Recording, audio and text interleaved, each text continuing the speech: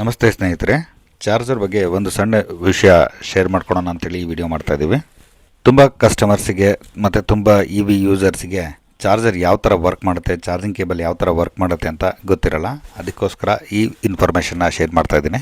CCS2 ಚಾರ್ಜಲ್ಲಿರೋ ಮೇಲ್ಗಡೆ 2 small pins ಬಂದು ಒಂದು ಕಂಟ್ರೋಲ್ ಪೈಲಟ್, ಇನ್ನೊಂದು ಪ್ರಾಕ್ಸಿಮಿಟಿ ಪೈಲಟ್ ಆಗಿರುತ್ತೆ. ಹಾಗೂ ಮಿಡ್ಲಲ್ಲಿರೋದು ಫೇಸು, ಅರ್ಥಿಂಗ್ ಮತ್ತು ನ್ಯೂಟ್ರಲ್ ಆಗಿರುತ್ತೆ.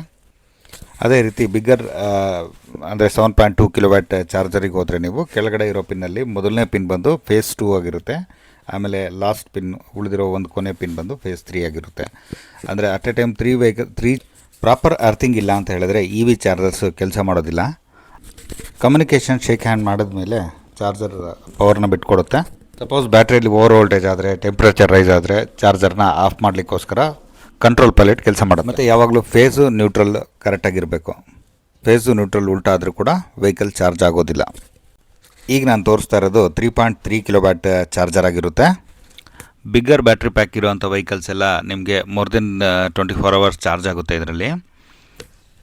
ಸದ್ಯದಲ್ಲಿ ಇಂಡಿಯಾದಲ್ಲಿ ಚಾಲ್ತಿಯಲ್ಲಿರೋದು GBT ಮತ್ತು CCS2 ಅಂದರೆ ಕಂಬೈನ್ಡ್ ಚಾರ್ಜಿಂಗ್ ಸಿಸ್ಟಮ್ ಅಂತೇಳಿ. AC ಮತ್ತು DC ಎರಡು ಒಂದೇ ಚಾರ್ಜಿಂಗ್ ಪೋರ್ಟಲ್ಲಿರುತ್ತೆ. ಹಾಗಾಗಿ ಇದನ್ನ ಕಂಬೈನ್ಡ್ ಚಾರ್ಜಿಂಗ್ ಸಿಸ್ಟಮ್ ಅಂತ ಅರ್ಥ ಮಾಡ್ಕೋಬೋದು, ಅಥವಾ ಕಾಮನ್ ಚಾರ್ಜಿಂಗ್ ಸಿಸ್ಟಮ್ ಅಂತ ಅರ್ಥ ಮಾಡ್ಕೋಬೋದು. ಇದು ಬಿಟ್ಟರೆ ಇನ್ನೊಂದು GBT ಅಂತ ಬರುತ್ತೆ. ಅದು ಲೋ ವೋಲ್ಟೇಜ್ ಆರ್ಕಿಟೆಕ್ಚರ್ಗೆ ವರ್ಕ್ ಆಗುತ್ತೆ. ತುಂಬ ಚಾರ್ಜರ್ಸ್ ಇರೋದಿಲ್ಲ. ಅದು ನಮ್ಮ ಲೋ ವೋಲ್ಟೇಜ್ ವೆಹಿಕಲ್ಸಲ್ಲಿ ಅದೇ ಚಾರ್ಜರ್ಸ್ ಇರುತ್ತೆ.